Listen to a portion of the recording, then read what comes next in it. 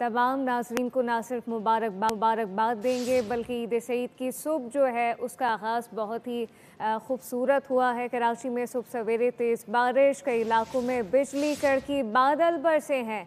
इज्तिमा गाहों में नमाज ईद की अदायगी में मुश्किलात का सामना भी देखा गया। मज़ीद तफसीलात क्या हैं, साद गुज्जर से जान लेते हैं। जी साद।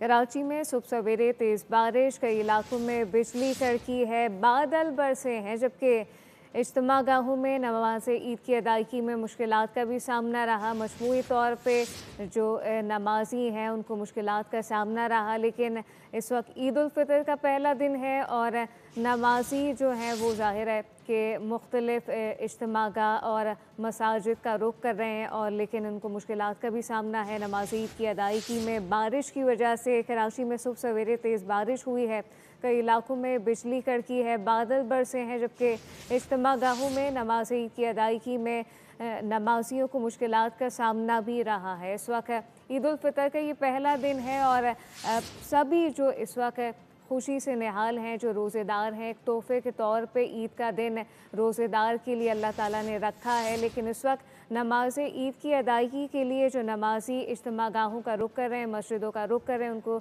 ज़ाहिर है कि मुश्किलात का भी सामना है, क्योंकि कराची में सुबह सवेरे तेज़ बारिश हुई है, कई इलाकों में बिजली कड़की, बादल बरसे हैं, जबकि इज्तिमा गाहों में नमाज ईद की अदायगी में मजमूई तौर पर कुछ मुश्किलात का भी सामना रहा है। नमाज ईद की अदायगी में मुश्किलात का सामना मुल्क भर में नमाज ईद के छोटे बड़े हज़ारों इज्तिमात मुनक्किद किए जा रहे हैं। कराची में सुबह सवेरे तेज़ बारिश देखने को मिली। इस वक्त कई इलाकों में बिजली कड़की है, बादल बरसे हैं, जो नमाजी हैं उनको मुश्किलात का भी सामना है। कराची के